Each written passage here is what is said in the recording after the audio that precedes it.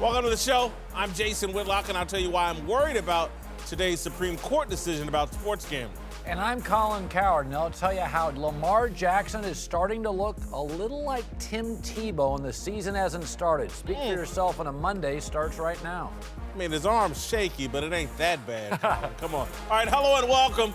Don't adjust your TV. I do look this good. We're joined today by Fox NBA analyst Chris Broussard and NBA champ Dante Jones.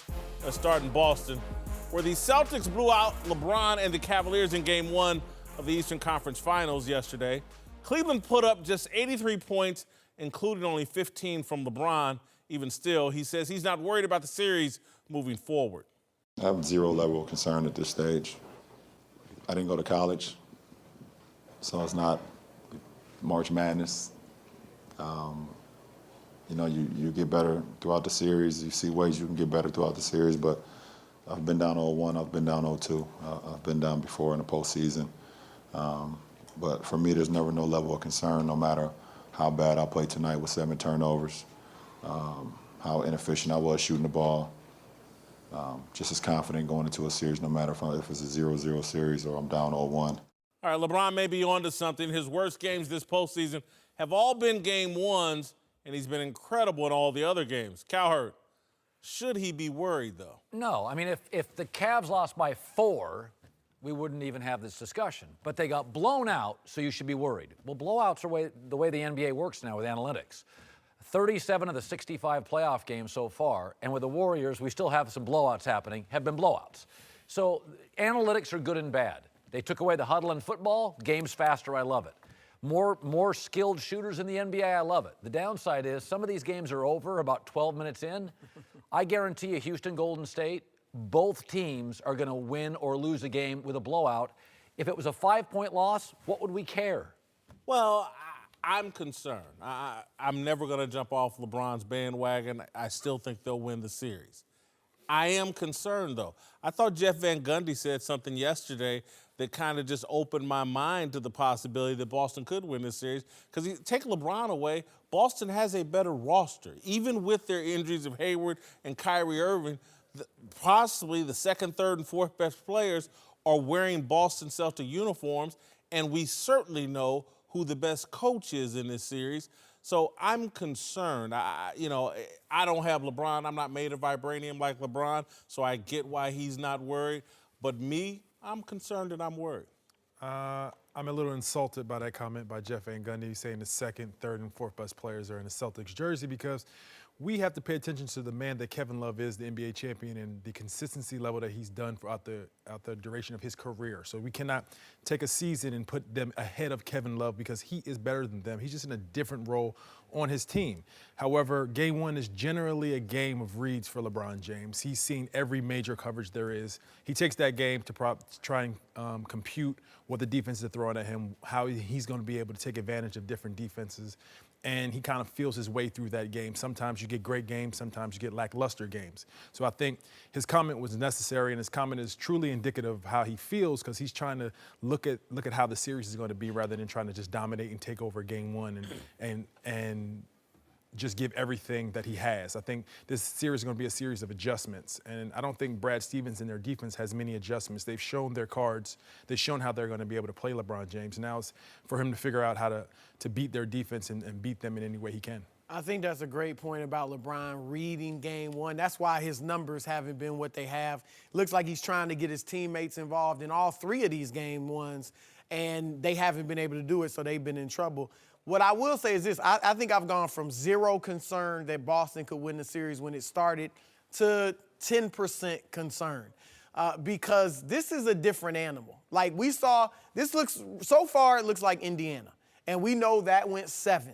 But this ain't Indiana, with all due respect. Oh, I agree. I mean, they have much better weapons. They don't just have Victor Oladipo. They got several guys that can hit the 3 and take you off the dribble. They obviously have a great coach who can get it done, and they have home court advantage. So if they went 7, I would pick LeBron because we've seen him with his back against the wall get it done. But I wouldn't want to go 7 with this Boston team just because they are gritty and smart, and I wouldn't want to be in that situation. Dante points something out. You've played with LeBron. he kind of surveys the field. Tom Brady's never had a great first quarter in 8 Super Bowls. None. I'm not even sure, did they score it? He'd gone 7 Super Bowls with no points in the first quarter. Tom Brady's had great fourth quarters. You know, Muhammad Ali's not known for his first rounds. He's known for his 10th. I think these all-time greats, and LeBron's one, I think they kind of watch and say, what works, what doesn't. Then all of a sudden in the NBA, you're like, oh, God, we're down 24. And then it's over, and you're like, I'm going to pull back. I'm not going to show my cards on stuff. My issue is vintage LeBron last night, they still lose, in my opinion. And that's what I'm worried about. Yeah, we know we're going to get a LeBron James-type performance moving forward. But I'm going to go back at you, the Kevin Love deal. Who would you rather have at both ends of the court, Al Horford or Kevin Love? Kevin Love. Jason Tatum at this point. Kevin Love. Honestly. I mean, Kevin, At both ends of the court. I don't. What does Al Horford have, and what has he done more than Kevin Love at this point in time? Like, I'm talking about in this series. In this series Let's right now? Throw history out the window. Who's going to be a better performer at both ends of the court in this series? I would rather have Kevin Love. I'd rather take championship DNA over what Al brings to the table. You'd rather take the past than what we're going to see in this series. Because everybody is judged upon their past when you're taking things into consideration. Kevin can hit threes. I think He spaces the Kevin floor Love better. generally is the second best player in this series. He's had a better career than any of those guys on the Celtics. But these playoffs, he has been so inconsistent. That's my concern. I thought as the definitive second option now that he was going to be, virtually every night, you can scribble in 20 and 10 and know you're getting it. You haven't been able to do that with him. Al Horford has definitely been their anchor. No disrespect to Al Horford. I'm not saying that he's a bad NBA player, anything of that nature. I would just rather have Kevin Love. I think they had one bad shooting performance. We've seen that it was their worst shooting performance of the season. I think shots that they didn't knock down, they're going to knock down. It's going to be a different game.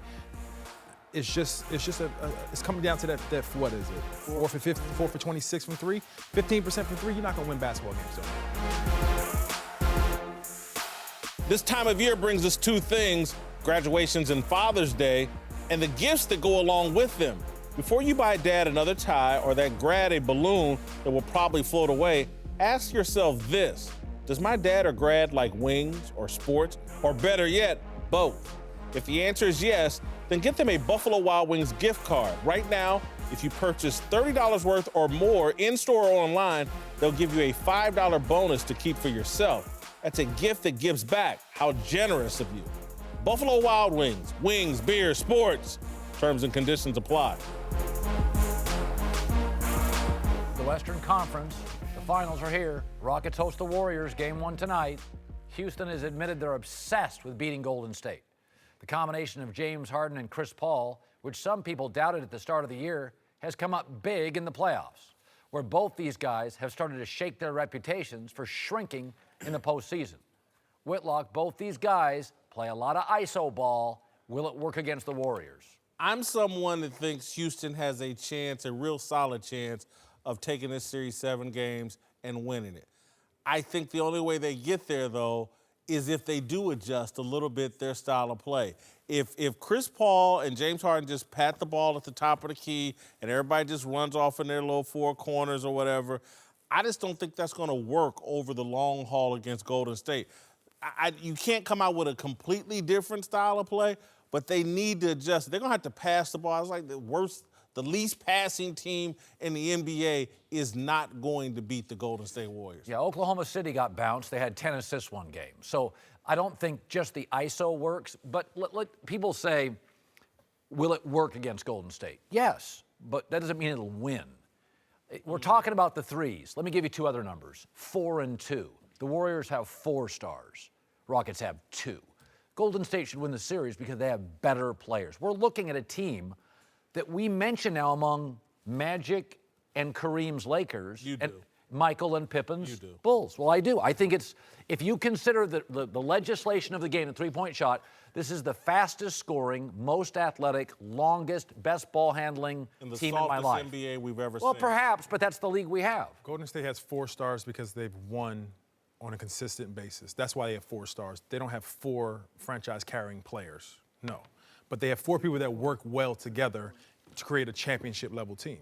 So Houston has the ability to play in a myriad of different areas where they can play the ISO game, they can pass the ball, they can knock down threes. I think versus Golden State, their defense tends to put you in ISO situations because they switch most pick and rolls and they switch most things. You have to be able to ISO to be able to beat them. That's how we beat them to win our championship, because we had two guys that can go ISO when they put you in those situations. If you don't have any ISO players, you can't beat them. That's what it comes down to. So I think Houston has a chance in 7 games to beat Golden State, and they are real. It's going to be a tough matchup. You like their style of play against Golden State? I like their style of play. I think they're made to play Golden State to beat them in the 7-game series. I think that's the way they put their roster together. I think they have enough defenders to be able to wear KD down and not be put in a situation where KD's just playing ISO basketball by himself on an island, one dribble pull up everywhere. They have defenders that can go and make it tough for KD. We're talking about Chris and James. They have to be at their best together for 5 or 6 games of this series. We haven't seen that much in the playoffs yet. You know, James has been great. Chris has been bad or so-so. Chris has been great. James has been bad or so-so. They're going to need to combine greatness. But this goes beyond them. Eric Gordon has not been Eric Gordon. 18 points in the regular season, 13 in the postseason. Trevor Ariza from 12 points in the regular season or 11 to 8, you know, and not shooting well, either one of them. Those guys are going to have to step up if they're going to have a chance to beat Golden State. I think this series goes down to the team that's the hungriest. And I pay attention to Houston because their legacies are on line right now, James and CP. They're playing for something more than just a normal playoff series. They're playing for how you define their career when they're done. And I think this is their opportunity. I like their relationship with each other because I think they get along, even though there's adversity that comes during the course of the season and guys tend to bicker and fray a little bit. They're competitive and they're playing for how you view them when it's all said and done, and I think they won a championship. We're giving Boston a chance to beat LeBron because Brad Stevens. I mean, if you put Nate McMillan there, if you put Terry Stott in, we would like LeBron to win this series. A big part of that component is Brad Stevens will steal games. Listen, when I say Mike D'Antoni, what's the first thing you think about? Choke in the playoffs. Okay, so I get the better team and the better coach and the 4 stars and championship experience. I don't think it's that competitive a series. Is he going to make any adjustments? I mean, you know, any major adjustments throughout this series? We said that with Utah. We said that Mike D'Antoni doesn't have any adjustments, and they went to Utah and won 2 games. Like, they showed you that they can turn it up defensively and make defensive adjustments with the staff that he's put together now. I don't think he has the same staff in Phoenix. I think his staff has gotten better, and he's able to do different things than he did before. I like Dante's point about Chris Paul and James Harden's legacies being on the line. Draymond Green, Steph Curry, Klay Thompson have established their legacy. Kevin Durant, to some degree, has established. And so Dante's point, which I tend to agree with, Paul and Harden are just going to be more desperate and more hungry. So I think that's going to be their advantage. They're going to be willing to do things. They'll come out of character, and I do think we're going to see more of them both playing at a high level because just the stakes are so high, and I think they're competitive. I think you made a great point about why Golden State has 4 stars. But Draymond and Klay, to a lesser extent, are stars because, as you said, they're winning. Like, if Houston wins, Capella's going to be viewed as a star. Like, he gives you that. And if Eric Gordon plays well, he could be, you know, like, so it really is 2 franchise players, Steph and KD, against 2 franchise players in Houston. So that evens it out a little bit. That's a good They point. mirror the Golden State Warriors of last year for us. When we played them in the championship last year, you saw it in their eyes. They had what we call get back. Like, we punched them in the face the year before, and they were waiting a whole year to get us back and to win something that they thought that we took back from them. You see that in Houston this year. You see CP and James wanting something more than just a normal winning of a playoff series. They're hungry. They have this thirst that you only comes around for one particular team in a season. And I don't see the same thing I saw in Golden State last year. KD had the adversity of him changing teams and him being the bad guy last year, and he wanted to get that off his back, get that off his chest, and to use the championship to do that.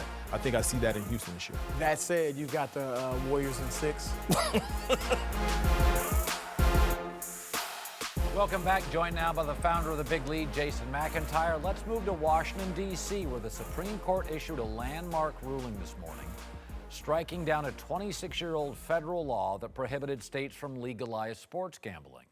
Today's decision now opens the door for states to legislate sports betting as they see fit, and many have already begun the process of trying to legalize it. The NFL released a statement, though, on the ruling saying, quote, "The NFL's long-standing and unwavering commitment to protect the integrity of our game remains absolute. Congress has long recognized the potential harms posed by sports betting to the integrity of sporting contests and the public confidence in these events. Given that history, we intend to call on Congress again, this time to enact a core regulatory framework for legalized sports betting." Whitlock, is legalized sports gambling good for sports? I'm not 100% sure. Listen, obviously I'm a sports gambler. I don't know if it enhances the experience. It certainly makes you watch the game closer and more passionately, but there's a thin line between love and hate. And I've seen sports gambling activate my hate and activate the conspiracy theorist in me and makes me question the integrity of the game. When I don't have money on the game, I'm far more rational. And so I just think the pervasiveness of gambling throughout America, and particularly when you look at the lower end sports, I think it could lead to more corruption. We see that in soccer over in Europe. I'm not as thrilled about this as everyone else. Listen, I'm not a big pot smoker, so when pot gets legalized in California, I don't rush to smoke it. If you don't bet sports, you're not rushing to a casino or a book to bet it. It will take people who already bet sports and make it easier and regulate it and take out, the markets that concern people. This is why they legalized marijuana. It made money for states, which I used to live in one, Connecticut, that's about bankrupt. So they're going to be one of the first to legalize it. I think stuff like this, there's a basic taboo. It was weed, same-sex marriage, legalized sports gambling. And then every year you'll see the voting on it, and we get more comfortable, and we get more comfortable, we get more comfortable. And then we wake up one morning and we're like, yeah, they're doing it in Europe. I'll tell you, for our business, it's great for TV. If I can get somebody to watch another segment of my show because they think they get information, that's great for television.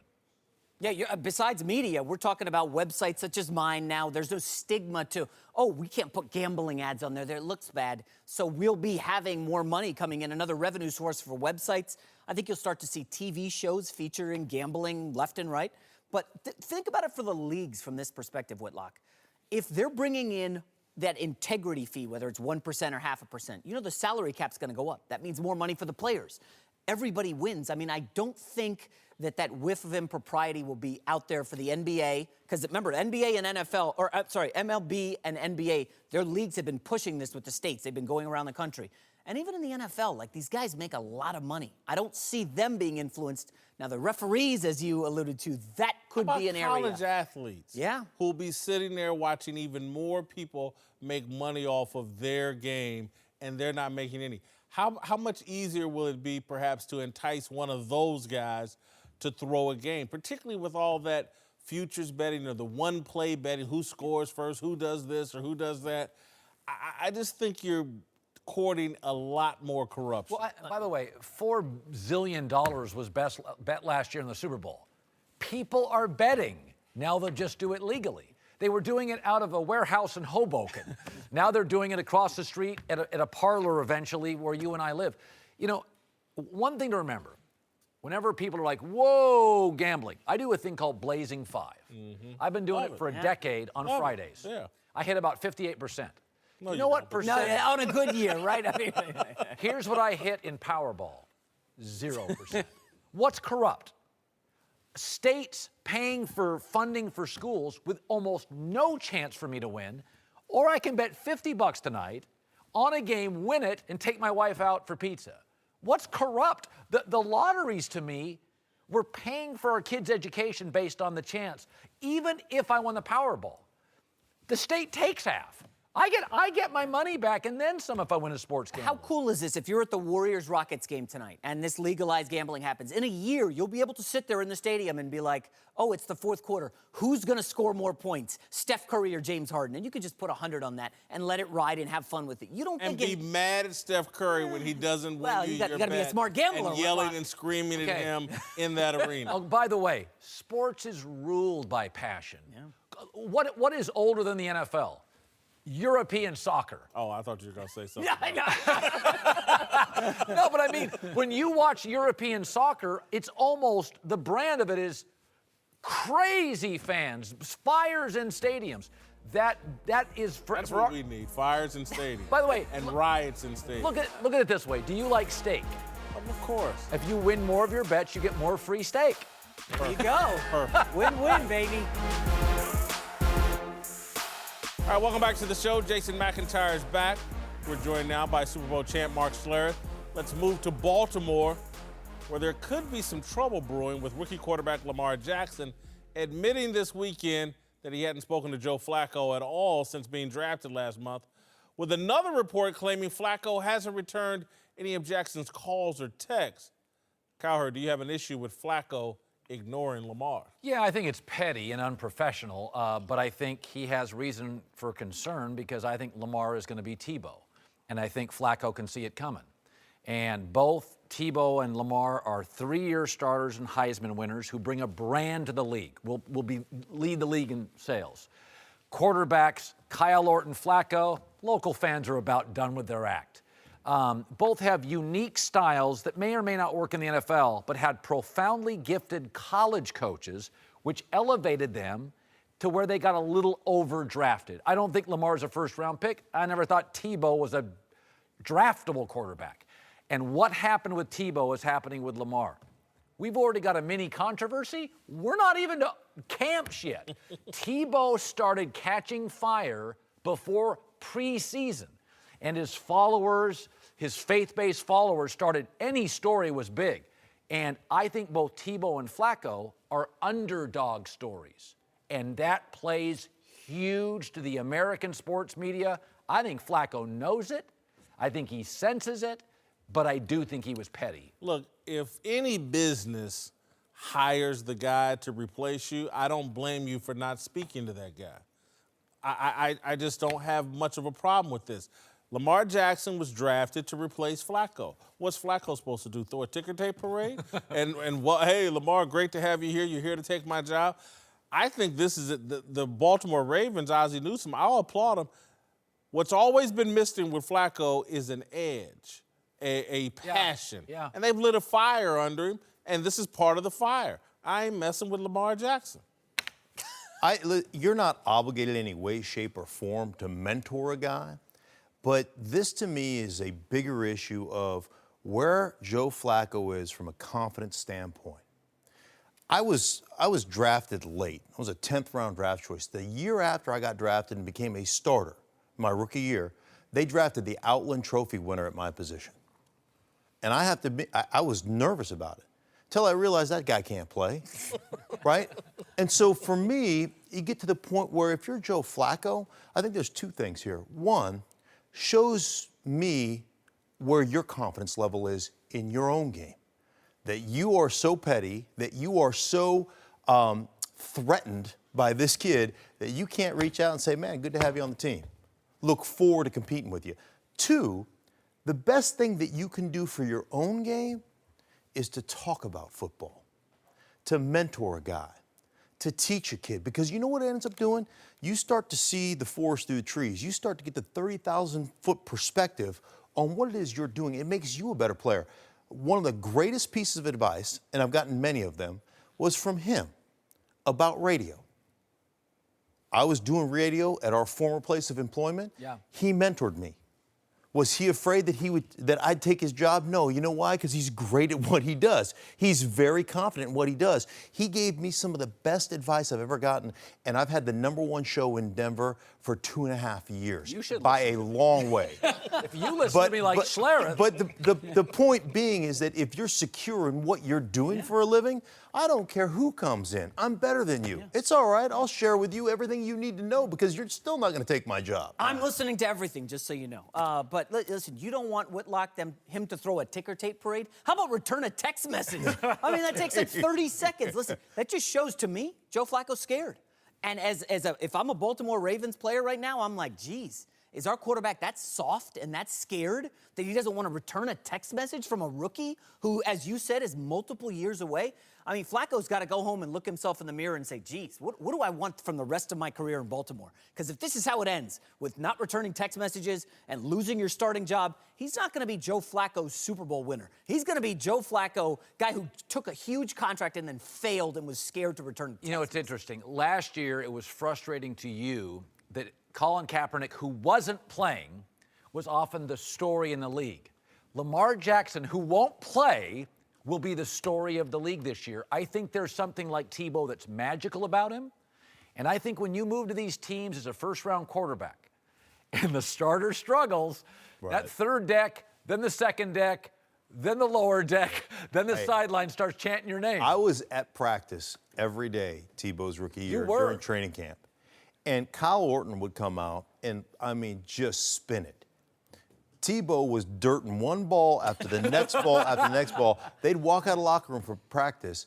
Kyle Orton would get booed. Oh. Like literally get booed by 5,000 fans out there, and Tebow would get cheered. Tebow couldn't complete a 5-yard out. And it was like, I mean... Sometimes you so can't... y'all listen to that story and think Joe Flacco's in the wrong here. No. If he knows that's what's coming. Yeah, but there's nothing... Again, if you have confidence, he's a Super Bowl MVP, you should have more confidence. To the Browns, who might have a quarterback controversy of their own.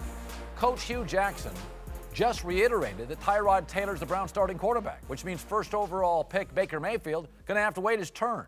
Whitlock, is Hugh Jackson, you know him, making a mistake naming Tyrod the starter over Baker? Making a mistake naming Tyrod the starter. Naming. That's a completely different deal than Tyrod Taylor being the starter for the entire season. That would be a mistake. Let's get to training camp and see what happens with Baker Mayfield. I don't understand. No, what I will say, I don't understand why Hugh Jackson seems to be unopen to a quarterback competition right now. Tyrod Taylor has not earned the starting job in Cleveland. He hasn't? No, he's just been there a couple of weeks, a couple of months. What has he done? We got Buffalo to the playoffs last year. Yeah. The number one overall pick in the draft. Well. No, that's where they took him. That's what he is. You are what your draft pick says you are. Why wouldn't he have a chance to be the starting quarterback? This is silly to me. Maybe Hugh Jackson understands we overdrafted him. I wasn't into Baker. Then they need to fire Hugh Jackson. Well, okay, so then your offensive-minded smart coach, let's get rid of him? Well, I think Baker needs him. Hugh Jackson's 1-31 with the Browns.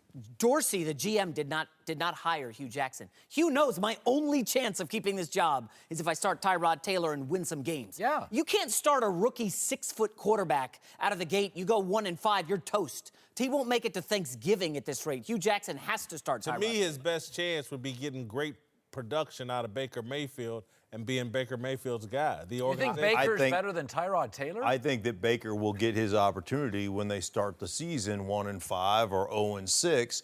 He'll get his opportunity. I think continuity is really important. Offense is all based on rhythm, the rhythm of the offense, even all the way down to cadence. I've actually seen a guy that I got drafted with get fired because his cadence was so bad. He was a 4th-round pick, I believe. Fired. Your cadence is so bad, we can't use you. So the rhythm of the offense starts with the cadence. But think about this. When you've played primarily in a spread system, I think Baker Mayfield took 6 snaps from under center.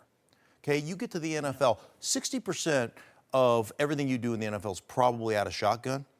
That means 40% is under center. All your play action, all your good play action off your run game is under center. Now, You've got reverse pivot, you got open, you've got open to the play side, you got the reverse pivot out, and every route and route combination off of play action is based on your footwork. Now, I've talked to a bunch of quarterbacks that played in a spread system that say, I can't even focus on the coverage and the route combination because I'm busy counting steps. So the throw is based, if you're running drag slant or you're running all lion or you're running a route combination, the throw is based on the depth of your drop and the timing of your drop. And if you're sitting there going 1, 2, 3, 4, like all of a sudden I'm late with the ball coming out. And so it's a much tougher transition for a spread quarterback that all of a sudden gets put into a shotgun situation, which you're going to be in, or excuse me, in an under center situation, which is going to be 40% of the time. There's a transition. So Hugh Jackson's basically saying, hey, listen, this kid's going to play. He'll play for us. He'll play for the Browns, even if I'm not here. But he's not quite ready yet because he's never played from under center. By the way, Tyrod Taylor, I've said this before, not every business is Facebook or Amazon. Not every quarterback who's a franchise quarterback is Aaron Rodgers or Russell Wilson. Tyrod Taylor's a good quarterback. He's a C-plus quarterback. I wouldn't build around him for a decade. But if I'm a football coach, and you gave me Tyrod Taylor, who's played in Buffalo, which is Cleveland, just closer to Toronto. If you gave me Tyrod Taylor and Baker today, well, Tyrod Taylor's a better player. And by the way, I know he's a better player pre-Thanksgiving, for sure. Let me change it. If it was Sam Darnold, what would you be saying? Sam Darnold's a better player than Baker Mayfield. Baker Mayfield went number one, Colin. Some people thought he was the best player in the draft.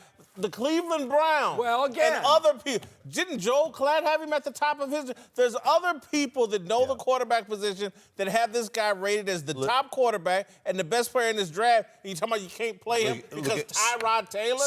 Studying him and watching him. Now, understand that 71% complete, completion rate. It's like saying, hey, Josh Allen is really bad because he's 58% completion. Somewhere in the middle lies the truth, right? When you're throwing 5 or 6 bubble screens, a couple swing passes, a couple underneath things, you walk into a game 15 for 15. I was impressed with how well he threw the ball down the field from the pocket. Baker Mayfield. Okay. He is a pocket thrower. No, he does. With that said, you play in a conference where nobody's ever covered for the most part. So, there's a lot of this that goes on that you have to weigh and you have to look at. I think the guy is, my initial thought on him, and then after studying him, he's a much better player than I thought he was. But the bottom line is this. There's still a huge learning curve coming from that system that he's going to have to pick up on. And so I think they're doing a smart thing here. Tyrod, you're going to start until we stink. And then, Baker, you're going to come in and be our savior. We want him to get out of September then. Welcome back. Chris Broussard, Dante Jones are back. Let's return to Boston. Celtics dominate the Cavs in Game 1 of the Eastern Conference Finals. LeBron having his worst game in the playoffs so far. Most of the credit for this Celtic playoff run has gone to Brad Stevens, the coach, and even after that win, the coach still wants to see more from his team. We've got a lot of room to improve from tonight. We got stagnant in their third quarter run, and I think we're very alert to the fact that we'll get a heavyweight punch on Tuesday night. All right, Whitlock, who's better at his gig, Stevens or LeBron? Listen, you left out the word right now. I want to get out ahead of Dante Jones, who's going to list all of LeBron's accomplishments from the past, and that's not what we're talking about. You're talking about this game one game? No, we talk this playoff series, this season. Okay. What's going on right now this season? Who's better at that? And look, it doesn't have to be a slight to either one. Right now, who is better at their job?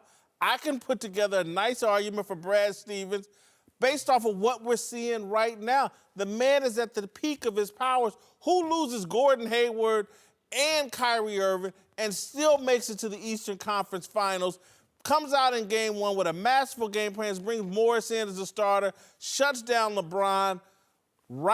It's a right now question. I don't want to hear about last year, Dante. He shut down LeBron for one game. LeBron didn't play well. They didn't knock shots down.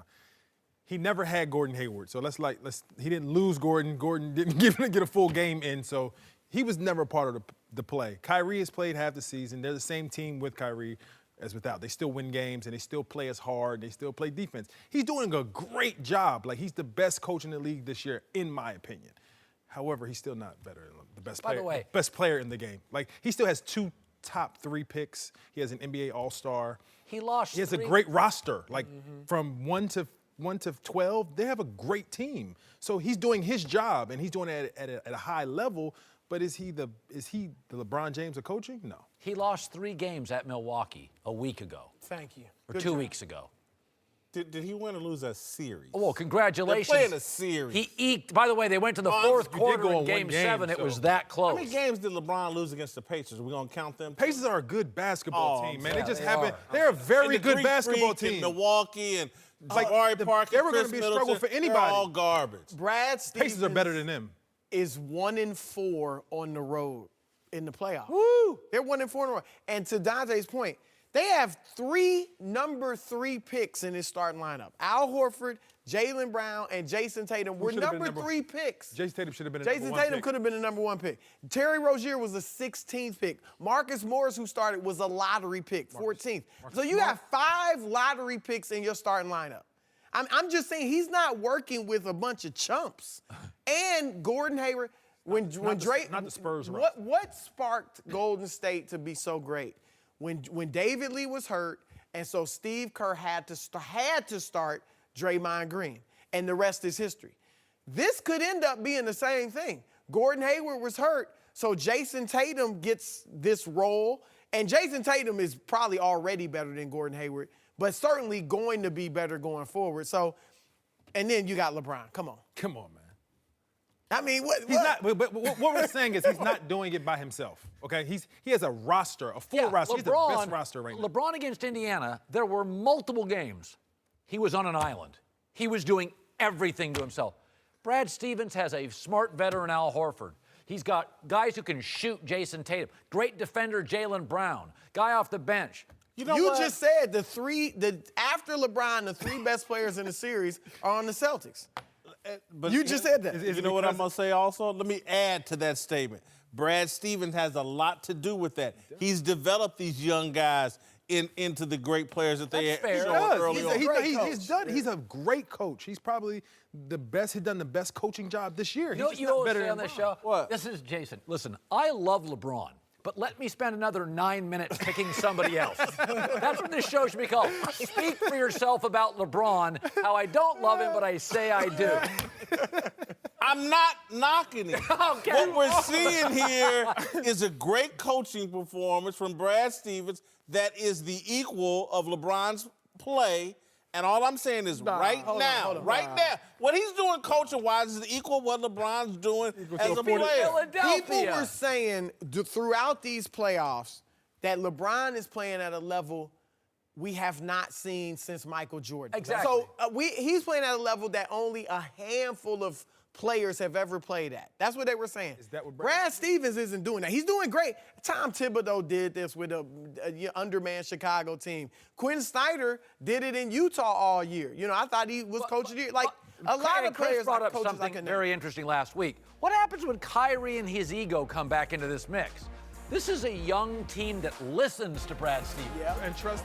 Oh, they love Brad. What happens when Kyrie's like, I don't want. We'll get there. We're getting there right now. Well, there's one guy in Boston who might not be so thrilled with Stevens' performance so far, Kyrie Irving. In fact, our good friend, crazy Chris Broussard, thinks Kyrie might actually be bothered watching the Celtics win all these playoff games without him. Colin, you think Broussard is onto something here? I do. I think you said this on my show today. I thought it was really smart. He said, listen, we know why Kyrie left LeBron. It wasn't because they weren't winning. It wasn't because his agents were like, listen, you're in the finals. We want you off television in June. It was all working perfectly. He left because he wanted to be the man. Well, guess what? In Boston, he's not the man. This is Brad Stevens' brand now. And oh, by the way, Dante, back me up. If today you ran the Celtics today, and I said, one guy you can't trade, it's not Kyrie Irving. He's been hurt half his career. It's Jason Tatum. No way you trade Jason Tatum. You would trade, I would trade, I mean, I wouldn't want to trade. I'll back you up on that one. I wouldn't want to trade Kyrie, but he has been hurt pre and post LeBron At Duke, he was hurt. You can create some type of opinion on why you could trade Kyrie because of his injury history, because of Terry Rozier. Terry Rozier's shot in Cleveland history. No. Get rid of him for that. I said that on his show today. Like I said that Kyrie is valuable, and you can't, but you can create an argument to say why. Yes. Jason Tatum, you can't do that right now because he is in the first year of his career. He's doing things that he shouldn't be doing. He's leading his team to the conference finals. He's doing an amazing job, and he's just scratched the surface. And he's of a his bigger talent. athlete. He's long. Never he can been defend, hurt. and he can shoot. Look, I'm not saying Kyrie definitely isn't happy, and I'm certainly not saying he's selfish. I'm saying he's human. And if you were off the show for 3 months and whoever was filling in, all of a sudden the ratings are sky high and we're doing better than ever and people are forgetting about you, how you going to be feeling? Honestly. Well, first of all, we haven't forgotten about Kyrie, and no one would ever forget about him. Right. And so what I would say is, damn, when I get there, my God, they're doing this well without me. When I get there, Lord knows what's going to happen. We'll beat Oprah. Now, all right. So let me ask you this. It was on my radio show, The Odd Couple, Rod Parker. He brought this up. He said when it would bother Kyrie is if they win a championship. Like if Boston won the championship this year, that would bother him. I don't think Kyrie's bothered at all. I think Kyrie is solidified in who he is and what he brings to the table. He's unique. He's a superb talent. Like he's the best at what he does in the NBA, bar none. The person who might go into a hole is Gordon Hayward because we don't need you anymore. Like we really don't. Where does he fit in? Time out. Where does he play? Because Jalen, Jason, both Marcuses got you to the conference final without your leading scorer. What is he going to be, the 5? Like, where do we throw him in at? Because you can't push Jason and Jalen back a step, and they play the same position. Stop. There's only one person bothered by the success of the Celtics, LeBron James. Kyrie Irving looks like a genius for going to Boston. Everybody right now, including you started the talk last week. Boston's winning the championship next year. The one person bothered by this is LeBron James. Kyrie Irving bothered. He's excited. He's not a He genius. made the right call, and now they're the championship Well, he didn't favorites. make the call. He didn't pick Boston. Boston wasn't even one of his top 4 list. teams. So he They didn't weren't pick even on his Boston. list. He made the right call leaving Cleveland. He got lucky. He's now in Boston. He's playing for Brad Stevens. Championship favorites next year, according to Colin Cowherd. And y'all think he's bothered. They're the team to beat in the East in the upcoming think future. they're They're great. the youngest, best skilled team in the East right A now. dynasty, and y'all think he's bothered. I'm not. Look, not the again, man. I'm not saying he's bothered. I'm just saying human nature is that you want to shine, especially if you're a star. You want to shine. He's going to shine. Well, we'll see. Welcome back. Time for last call. Let's move to golf, where Tiger Woods says he's not far from winning again after storming up the leaderboard over the weekend to finish tied for 11th at the Players' Championship. Cowherd, you encouraged by Tiger's big weekend? No. I look at that 42-year-old body, and I don't see a player who can play great for 4 straight rounds. And I think that's what it takes today. Colin, did you watch any of this weekend? Yes, I did. He was spectacular on Saturday. Saturday. Spectacular again on Sunday. How was he on Friday? Got it, Colin, but again, it's a process, and the process is right on course. The guy's going to be a top 10 contender at the U.S. Open. I'm going to say he'll finish in the top 5. This was one of the best fields other than the majors you could have, and he finishes 11th. Should have finished in the top 5, you know. He's been very good on weekends. Sometimes those weekdays going into the weekends, he's too far back. Listen, I want him to be good. Fox owns the U.S. Open. I'm rooting for him.